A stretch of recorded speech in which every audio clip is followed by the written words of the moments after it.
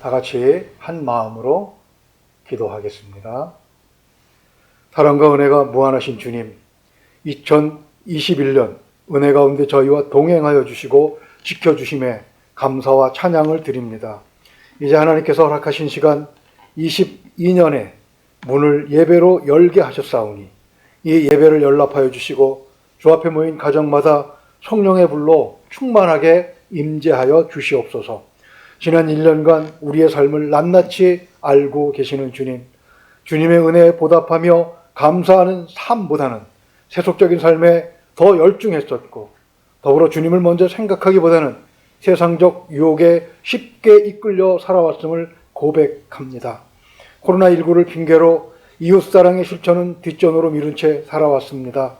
이렇게 하루하루의 삶을 허덕이며 근근히 이어온 것은 십자가에 우리 대신 달리시고 우리를 사망에서 건져내신 주님의 염원을 외면한 것이었음을 또한 고백하지 않을 수 없습니다. 자비하시고 거룩하신 주님, 십자가의 보혈의 피를 의지하여 다시 한번 주 앞에 무릎을 꿇습니다. 우리의 죄를 용서하여 주시옵소서. 새해에는 이러한 악한 습관들과 제약들을 반복하지 않고 주님께서 기뻐하시고 주님께서 자랑하실 만한 삶을 살기를 소망합니다. 우리 모두를 선한 일에 쓰임받도록 세워주시옵소서. 우리의 세미한 한숨조차도 외면하지 않고 귀 기울이시는 하나님, 전대미문의 전염병이 창궐한 지금 하나님께서 불러세우신 모든 교회와 성도들이 주 앞에 기도하는 소리를 듣고 계시는 줄로 믿습니다. 이 기도 소리가 닫힌 문으로 인하여 끊어지는 일이 없도록 우리를 보호하여 주시옵소서. 어떤 백신이 주님의 능력과 비견되겠으며 방역을 위한 어떠한 정책이 하나님의 구별하심보다 뛰어나겠습니까? 우리의 잘못을 용서하셨듯이 아버지의 자비하신 손길이 이 땅과 이 땅 위에 세워진 교회들과 교회를 섬기는 하나님의 백성에 역사하여 주시옵소서. 특별히 우리 컨벌랜드 제1장로교회를 하나님께서 사랑하여 주시는 줄로 믿사오니 이 교회 위에도 하나님의 뜨거운 사랑의 축복이 임하기를 소망합니다. 백성들을 사랑하셔서 아들을 보내주신 주님, 하나님을 무시하며 자신들의 지식과 솜씨를 자랑하는 자들의 오만함이 땅에 거꾸러졌습니다. 그들이 여전히 하나님을 경외하지 않는다고 하더라도 불쌍한 하나님의 백성들을 돌아보시옵소서. 노염을 푸시옵소서. 이 지긋지긋한 질병을 떠나게 하시기를 원합니다. 감사하신 주님, 전 세계적인 팬데믹 가운데서도 교회와 성도들의 삶이 경제적으로 어려움에 처하지 않도록 지켜주심을 감사드립니다. 그러나 수많은 사람이 물질의 부족함을 인하여 고통을 겪고 있고 그들의 마지막으로 외치는 비명소리가 이곳 저곳에서 들려오고 있습니다. 비록 불신 가운데 있고 하나님께 여전히 불경하더라도 그들 또한 하나님의 피조물이오니 우리와 더불어 용서하시기를 원합니다. 우리가 그들 가운데 살고 있음을 주님께서 알고 계시는 줄로 믿습니다. 하나님의 뜻이 하늘에서 이루어진 것 같이 이 땅에서도 하늘의 소망이 이루어지게 되기를 원하옵나이다. 아뢰옵기는 당신의 교회를 사랑하여 주시사 저희 모두가 살아가면서 세상의 그 어떤 것보다 먼저 예수님을 자랑하는 복음전도 일꾼이 되게 하도록 인도하여 주시옵소서. 또한 어떤 장소에서든지 상황이 어떠하든지 정직하며 공의롭게 살아서 우리가 살아가는 이 사회에 주님의 정의의 빛을 발하게 되기를 원하옵나이다. 이웃들이 교회와 믿는 성도들로 인하여 복을 받게 하시며 이 땅의 믿음의 성도들을 기억하시사 복을 주시되 더 큰 복을 허락하여 주셔서 성도들의 믿음의 분량에 따라 소망을 이루게 하시고 희망을 성취해가는 복되고 그리고 힘찬 새해가 되도록 인도하여 주시옵소서. 성령으로 우리 가운데 거하시는 주님,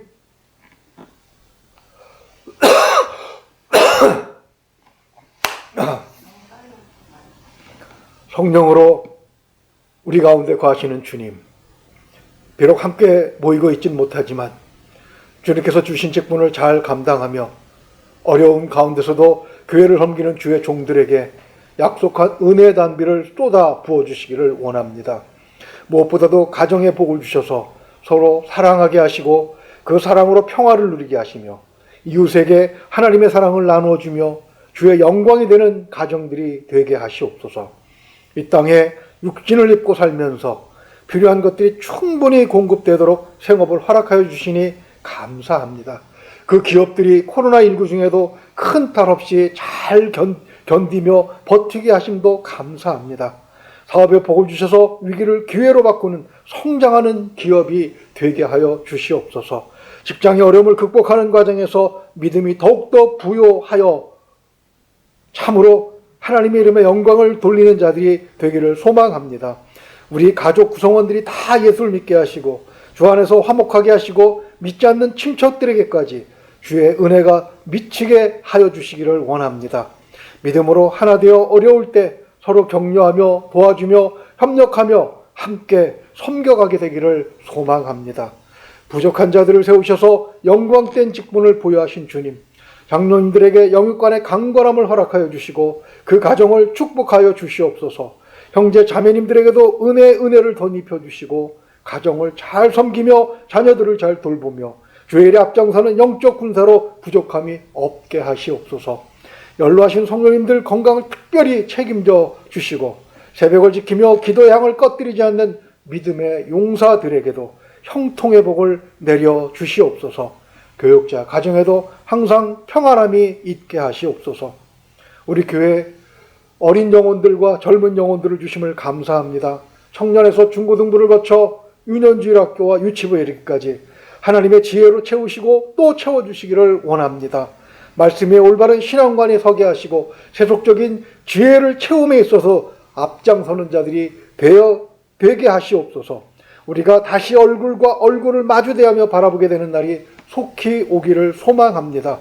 그날 우리가 서로 성장했음을 확인하는 기쁜 날이 되게 하여 주시옵소서. 이 어려운 시기에 복음 들고 세계 각지에서 사명을 감당하고 있는 선교사들에게도 은혜를 베풀어 주시옵소서. 건강 해치지 않게 하시고 물질의 궁핍함이 없게 하시며 영혼 구원 사업에 넉넉하게 대처할 수 있도록 참여하는 기도가 힘이 있게 하시며 물질로 동참하는 성도의 손길이 또한 넉넉하게 되게 하여 주시옵소서. 그들의 수고가 영적 황무지를 옥토로 바꾸는 기적의 열매로 확인되게 하여 주시옵소서. 나라 간의 경계를 정하시고 권력자를 세우신 하나님 아버지, 2022년 3월에는 이 나라의 대통령을 뽑습니다. 국민들은 날마다 지저분한 정도를 더해가는 선거전을 바라보면서 저 후보들이 과연 합당한 자들인가 의혹을 금할 길이 없습니다. 그러나 하나님의 선택에는 오류가 없는 줄로 믿습니다. 사람에게만 맡기지 마옵시고 하나님의 뜻에 가장 가깝게 이 나라와 국민을 섬기며 평안하게 할 능력자들을 세워주시옵소서.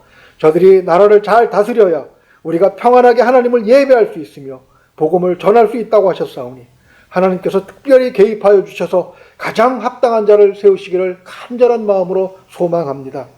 선거로 인하여 교회가 분열되지 않게 하시고 주님의 이름을 팔아 육신의 영달을 도모하려는 자를 교회가 잘 선별해내게 하여 주시옵소서.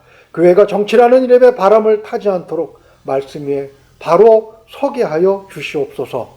말씀 속에서 주의 음성을 듣도록 우리의 심령이 열린 시간이 되게 하여 주시옵소서. 성령께서 함께 하시기를 원하오며 우리 주 예수 그리스도 이름으로 감사하며 기도하옵나이다. 아멘. 오늘 함께 은혜 받으실 말씀은 신약성경 빌립보서 3장 5절에서 14절까지의 말씀입니다. 우리 한 목소리로 같이 봉독합니다. 나는 8일 만에 할례를 받고 이스라엘 족속이요 베냐민 지파요 히브리인 중의 히브리인이요 율법으로는 바리새인이요 열심으로는 교회를 박해하고 율법의 의로는 흠이 없는 자라. 그러나 무엇이든지 내게 유익하던 것을 내가 그리스도를 위하여 다 해로 여길 뿐더러 또한 모든 것을 해로 여김은 내 주 그리스도 예수를 아는 지식이 가장 고상하기 때문이라. 내가 그를 위하여 모든 것을 잃어버리고 배설물로 여김은 그리스도를 얻고 그 안에서 발견되려 함이니 내가 가진 의는 율법에서 난 것이 아니요 오직 그리스도를 믿음으로 말미암은 것이니 곧 믿음으로 하나님께로부터 난 의라. 내가 그리스도와 그 부활의 권능과 그 고난의 참여함을 알고자 하여 그의 죽으심을 본받아 어떻게 해서든지 죽은 자 가운데서 부활에 이르려 하노니 내가 이미 얻었다 함도 아니요 온전히 이루었다 함도 아니라 오직 내가 그리스도 예수께 잡힌 바 된 그것을 잡으려고 달려가노라. 형제들아 나는 아직 내가 잡은 줄로 여기지 아니하고 오직 한 일, 즉 뒤에 있는 것은 잊어버리고 앞에 있는 것을 잡으려고 표대를 향하여 그리스도 예수 안에서 하나님이 위에서 부르신 부름의 상을 위하여 달려가노라. 아멘. 할렐루야. 우리 옆에 있는 가족들과 함께 다 같이 인사하겠습니다. 새해 복 많이 받으십시오. 각 가정의 건강의 복과 평안의 복과 풍요의 복이 함께하는 새해 되기를 기원합니다. 그렇지만 솔직히 말씀을 드리면 이런 복이 하늘에서 뚝 떨어지는 법은 없다는 것을 단호하게 말씀을 드릴 수가 있습니다. 우리는 새해가 되면 올 한 해를 어떻게 보내야 할지 계획을 세웁니다. 그러나 아무리 그럴듯한 계획을 번듯하게 잘 세운다고 하더라도 작심삼일이라는 말이 있지요. 우리가 하는 계획 혹은 시간의 관리가 항상 성공하는 것은 아니라는 의미입니다. 의지가 약해서 결심을 지속하지 못하는 경우도 있지만 코로나19와 같이 예상하지 못했던 환경의 변화나 갑작스러운 건강 악화로 인해서 계획 자체가 무산되는 경우도 있기 때문입니다. 그렇기 때문에 우리는 가끔 스스로에게 이런 질문을 하곤 하지요. 다른 사람들은 다 성공적인 삶을 살고 있는데 나만 왜 이렇게 뜻대로 되는 일이 없을까 하고 말입니다. 이것은 우리만의 질문은 아니라고 할 수 있습니다. 주 1세기 고대 로마 시대를 살아가는 사람들도 우리와 같은 고민을 했습니다. 사도 바울은 빌립보 교회 교인들에게 결코 그렇지 않다는 편지를 쓰고 있습니다. 무엇인가 꽉 막힌 것 같은 답답하고 답이 없는 그런 상황을 뛰어넘는 길이 있다는 것이지요. 그것이 무엇이겠습니까? 우리가 왜 그렇게 꽉 막힌 삶을 살고 있겠습니까? 결론을 먼저 말씀드리면 우리 자신이 상황의 지배를 받고 있기 때문에 그렇습니다. 이 상황을 뛰어넘는 비결을 빌립보서를 통해서 사도 바울은 우리에게 가르쳐주고 계신 것이죠. 사실 우리도 빌립보 교회 성도들처럼 지금 앞뒤가 꽉 막힌 그런 상황에 갇혀 있습니다. 코로나19라는 이름으로 명명된 바이러스의 발목이 사로잡혀 있는 것이죠. 벌써 2년 가까이 지속되고 있는 이 상황이 언제 끝날지는 아직 아무도 모릅니다.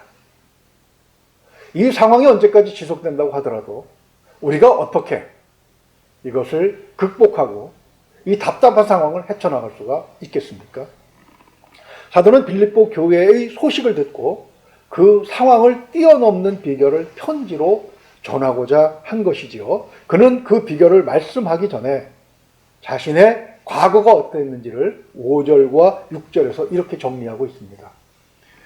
내가 8일 만에 할례를 받고 이스라엘 족속이요 베냐민 지파요 히브리인 중에 히브리인이요 율법으로는 바리새인이요 열심으로는 교회를 박해하고 율법의 의로는 흠이 없는 자라. 아멘. 사도는 7절을 보면 이것을 해로 여기고 8절에서는 배설물로 여긴다고 고백을 하고 있습니다. 이미 그렇게 한 것이지요. 왜 배설물?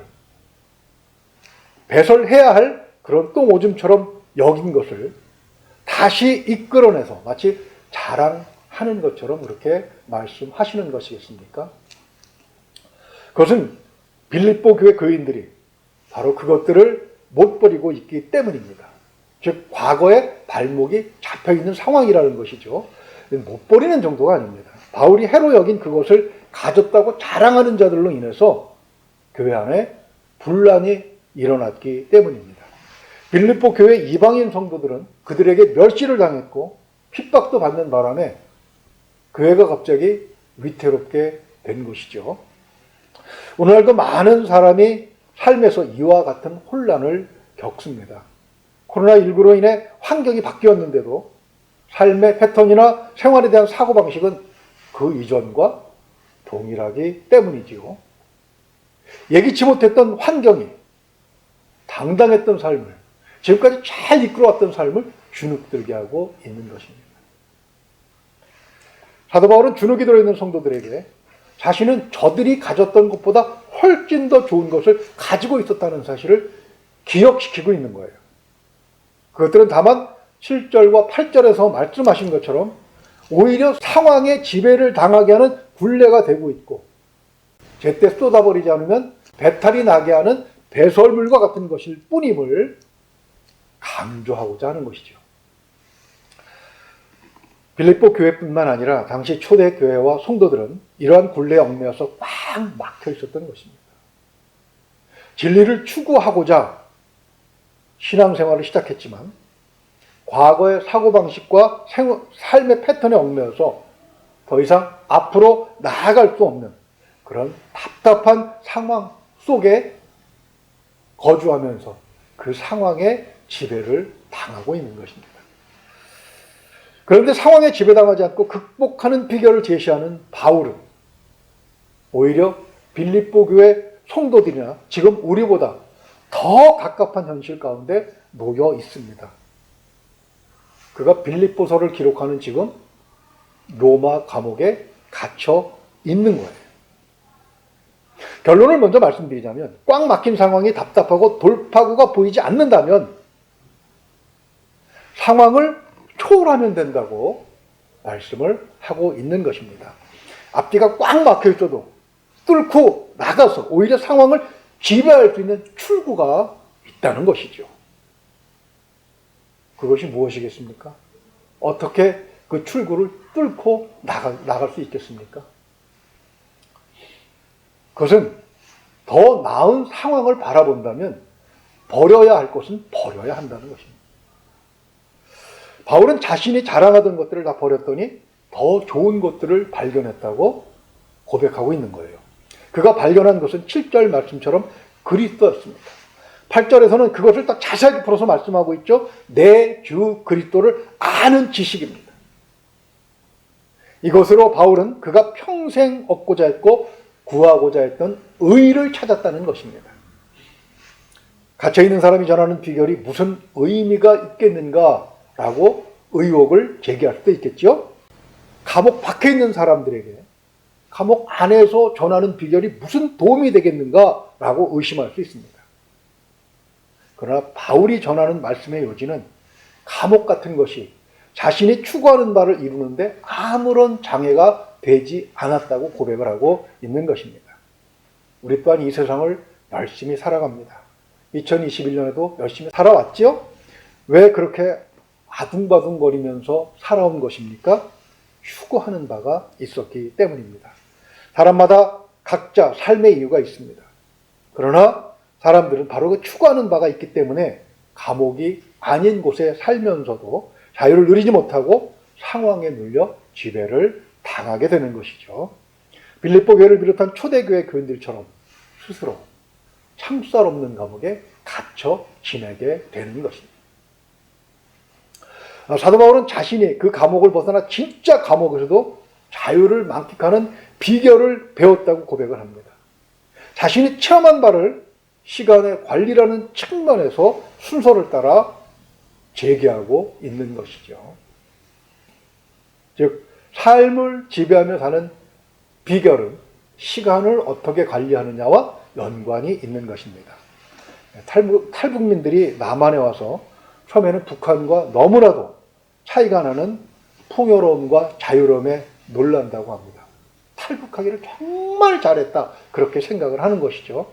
그런데 지나면서 삶의 태도와 삶에 대한 사고방식의 차이 때문에 무척 힘들어한다고 해요. 그 중에 일부는 오히려 다시 월북해서 북한으로 돌아가는 사람도 있다고 하지 않습니까? 오랫동안 살아왔던 삶의 방식을 바꾸기는 그렇게 쉽지 않습니다. 그 속에서 형성되어 온 사고방식은 그 누적된 시간만큼 토대가 견고하기 때문입니다. 쉽게 뒤집어 버릴 수 없다는 것이죠. 그런 상황에 질질 끌려가면서 좋은 기회들을 도약할 수 있는, 뛰어넘을 수 있는 상황을 타개하고 자유를 마음껏 누릴 수 있도록 주어진 그 기회를 잡는 순간들을 다 놓쳐버린다는 것입니다. 어떻게 해야 지배를 당하던 상황을 초월해서 오히려 그 상황을 지배하면서 살 수 있겠습니까? 첫째는 시간 앞에서 겸손하라는 것입니다. 최근 스페인에는 시간 여행자가 실제한다는 그런 영상으로 사람의 흥미를 끌었던 일이 있습니다. 하비에르라는 이름을 가진 사람인데요. 우리나라 SBS 방송에서도 다뤘기 때문에 찾아본 적이 있습니다. 결론은 팬데믹 상황에서 사람들의 흥미를 끌어서 위로하자는 목적으로 조작되었다는 그런 결론이더군요. 그 누구도 과거가 잘못되었다고 시간을 거슬러 되돌아가 다시 시작할 수는 없습니다. 우린 그런 한계가 있습니다. 그래서 사람들은 과거의 실수나 잘못을 감추려고 미화하는 거예요.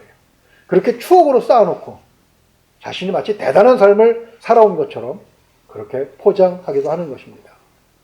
문제는요, 스스로 작업한 포장에 스스로 고취되는 거죠. 이런 것을 심리학에서는 호레이쇼 알저 멘탈리티라고 말합니다.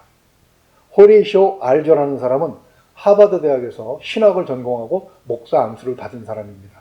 그런데 목사가 하기 싫어서 대중 아동문학가로 전업한 사람인데요. 꽤 인기가 있었습니다. 그의 소설은 거지 소년이 근면, 절약, 정직을 미덕으로 부자가 되는 그런 성공담식 주제를 이루고 있습니다. 많은 인기를 얻었다고 해요. 호레이쇼 엘저 멘틸러티는 우리말로 번역하면 자수성가 증후군이라고 할 수 있을까요? 과거 자신의 성취를 자랑하고 도취되어서 끊임없이 그 성취에 기대어 매사를 그 기준으로 살아가는 사람들을 말한다는 것입니다. 그러나 시간은 흐릅니다. 시간의 흐름에 따라 환경도 변하고 상황도 변하죠. 무엇보다도 가장 큰 변화는 내 자신의 변화입니다. 몸이 늙어가고 지력도 예전만 못합니다. 자신의 과거를 의지하다가는 오히려 시대에 뒤처지게 되고 한번 뒤처지게 되면 따라가기 벅찬 그런 상황에 이르게 되는 것입니다. 그러나 마음, 즉 사고방식과 태도가 그에 따라서 변화되질 않는 게 가장 큰 문제인 것이죠. 바울은 과거의 시간 속에서 성취했던 것들을 현재로 끌어오지 않았습니다. 감옥에 갇혀 있다고 해서 그것으로 위로받지 않았습니다. 우리 12절을 같이 한번 읽어볼까요? 내가 이미 얻었다 함도 아니요 온전히 이루었다 함도 아니라 오직 내가 그리스도 예수께 잡힌 바 된 그것을 잡으려고 달려가노라. 아멘. 시간이 가져간 것에 연연하여 그것을 자기 것으로 여기지 않았기 때문에 하나님께서 새롭게 주시는 비전 속으로 뛰어들어갈 수 있었던 것입니다. 두 번째는 과거의 시간과 단절하라는 것입니다. 바울은 13절에서 오직 한 일, 즉 뒤에 있는 것은 잊어버리고 라고 말씀하고 있습니다. 창세기 1장 14절을 보면 하나님께서 시간을 나누어서 계절과 날과 해를 이루게 하셨죠. 왜 시간을 나누는 지혜를 주신 것이겠습니까? 그것은 우리로 하여금 기억 속에서 버릴 것은 버리고 남겨둘 것은 남겨두는 그런 지혜를 발휘하라고 하신 것이죠. 그러나 우리는 과거를 다 끌고 가려는 그런 경향이 있습니다. 마치 그것은 어제 맛있게 먹었던 한우 등심을 포장했던 그 포장 스티로폴과 비닐을 버리지 못하고 가방 속에 구겨 넣는 것과 마찬가지입니다. 그 바람에 정작 여행에 필수 불가결한 것들을 빼놓고 가야 되는 것이죠. 기억의 가방은 유한합니다. 너무 과거의 것으로 가득 차 있으면 미래에 필요한 것을 집어넣을 수가 없다는 것입니다. 그런 사람들의 특징 중에 하나가 과거만 추억하고 이야기한다는 것입니다. 이럴 경우 가장 안타까운 것은 본인 스스로 과거의 기억에서 헤어나지 못하고 사로잡혀서 현재 자신이 나아갈 바를 의식적으로 거부하고 있는 것이죠. 고등부 때 교회를 같이 다녔던 친구는 저보다 2년 후배인데요. 경조사 때마다 만나면 항상 똑같은 이야기를 합니다. 5년 만에 만나도 10년 만에 만나도 20년 만에 만나도 형이 그때 그런 잘못을 저질렀지 이렇게 아주 정확하게 날짜와 시간까지 장소까지 기억해냅니다. 처음에는 같이 웃고 즐겼지만 계속 만날 때마다 그 얘기를 하니까 지겹더라고요. 그의 이야기를 들어보면 그의 신앙은 바로 그 고등부 때에 멈춰 있는 것을 확인할 수가 있습니다. 너무 안타까운 일이죠. 나쁜 기억들도 잊어야 되겠지만 과거의 성취도 잊어야 합니다. 과거의 성취에 도취되어 있으면 앞으로 나아갈 기회를 놓치는 것은 마찬가지이기 때문입니다. 영상을 촬영하는 카메라를 혹사시키는 바람에 문제가 생겨서 그것을 해결하려고 인터넷을 뒤지다가 재미있는 글을 발견했습니다. 두 친구가 대화를 주고받는 형식으로 꾸며진 이야기였는데요. 한 친구가 이렇게 이야기하더군요. 우리 아버지는 매일 라떼만 파셔. 다른 친구가 물었습니다. 집에서 커피숍을 하나 보네. 그런데 라떼만 팔면 장사가 되나? 친구가 대답합니다. 아니, 집안에서 매일 라떼는 이러시면서 과거 이야기만 하신다고. 사도 바울은 라떼만 파는 꼰대가 되지 않았습니다. 사도 바울의 과거는 유대인들 중에서 최상위 고도에 속해 있었고 그 중에서도 발군이었어요. 그러나 바울은 그 함정에 빠지지 않았죠. 어떻게 그럴 수 있었겠습니까? 그는 고린도전서 15장 10절에서 그의 비결을 이렇게 얘기합니다. 그러나 내가 나된 것은 하나님의 은혜로 된 것이니 내게 주신 그의 은혜가 헛되지 아니하여 내가 모든 사도보다 더 많이 수고하였으나 내가 한 것이 아니요 오직 나와 함께 하신 하나님의 은혜로라. 아멘. 바울은 그리스도인이 되고 나서도 놀라운 업적들을 남겼습니다.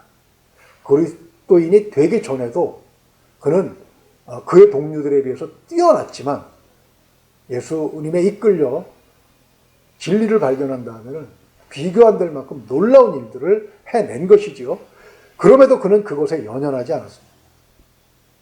그것은 자기가 한 일이 아니고 하나님께서 주신 일이기 때문에 그것은 감사한 일로 남겨둔 것입니다. 왜 좋은 일인데 기억하지 않습니까? 하나님께서 그를 계속 격려하시고 앞으로 나아가도록 목표를 제시하셨기 때문입니다.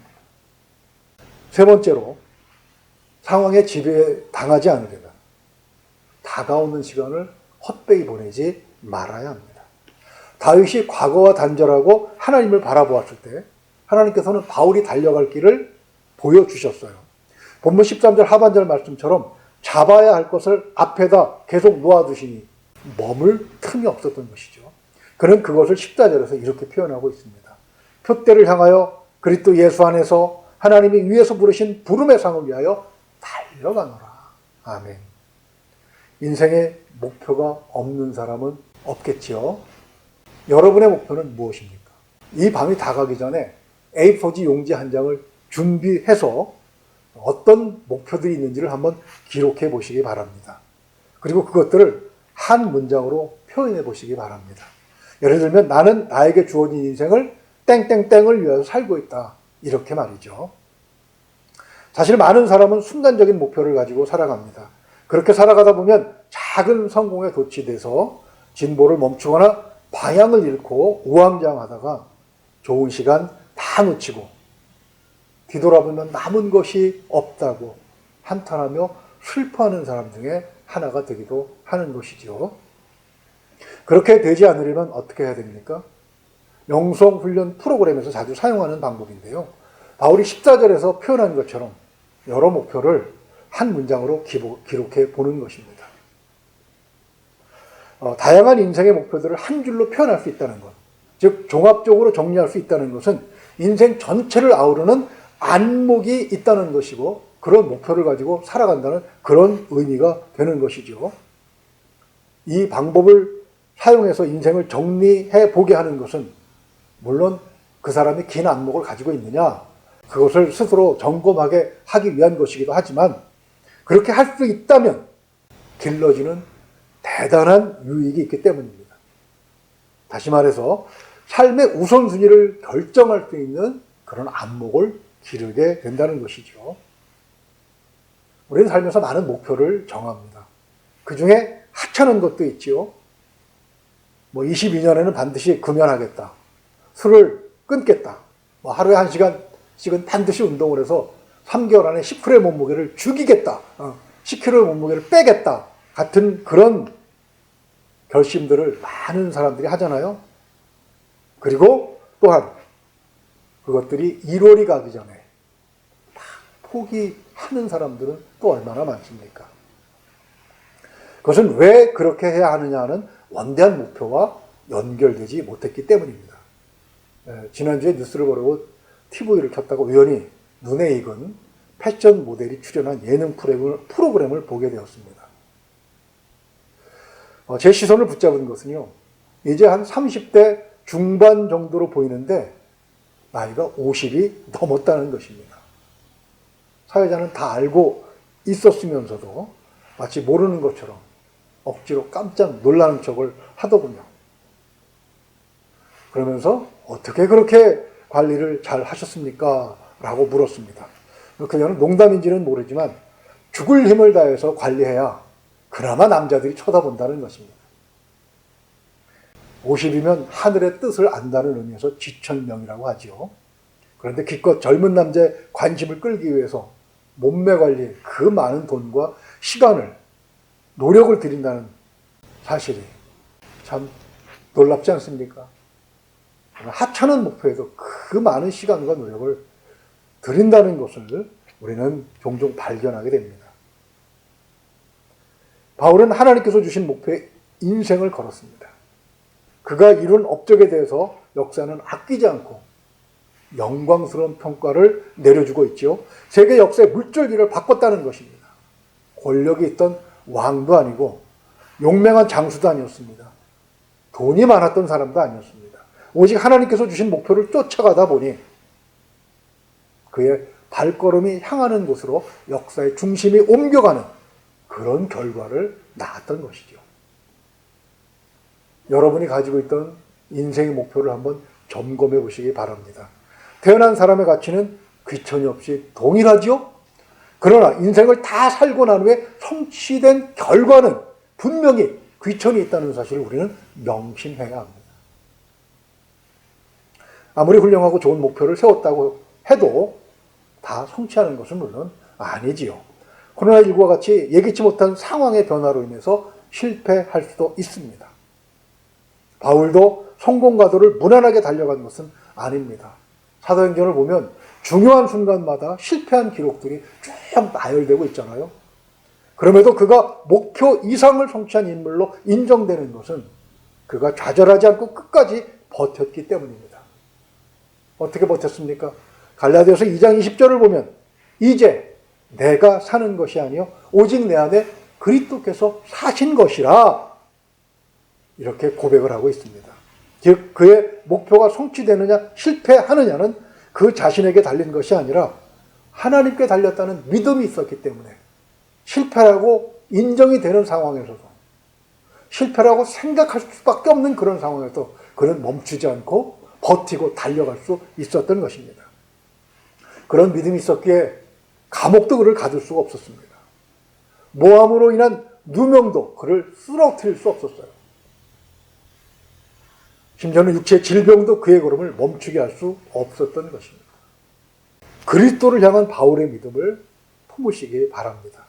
그 믿음으로 아무도 막을 수 없는 기세를 가지고 2022년 새로운 문을 활기차게 열어 제끼는 우리 모두가 될 수 있기를 주님의 이름으로 축원을 드립니다.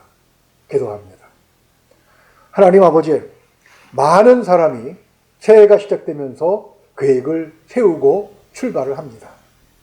목표를 세우고 열심히 뛰어갑니다. 그러나 또한 많은 사람이 1월이 채 가기도 전에 그 목표들을 다 포기하고 계획을 무산시켜버리는 경우도 많이 있습니다.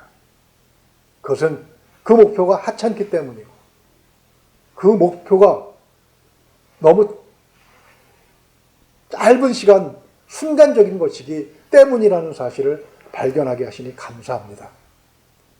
우리가 하나님을 바라볼 때 하나님께서는 상황을 뛰어넘는 어떤 상황도 우리를 가둘 수 없는 그런 새로운 문을 열어주신다고 하셨사오니 모든 사람에게 동일하게 주신 시간을 귀하게 여기고 그 시간 속에서 하나님의 뜻을 쫓아 상황을 오히려 지배할 수 있는 우리가 되기를 소망합니다. 2022년 문을 힘차게 열어 제끼게 하셨사오니 2022년 하나님과 동행하면서 예수 그리스도를 따라 더 큰 목표를 세워가는 우리 모두가 될 수 있도록 하나님 도와주시옵소서. 성령께서 함께 하시길 원하오며 우리 주 예수 그리스도 이름으로 감사하며 기도하옵나이다. 아멘.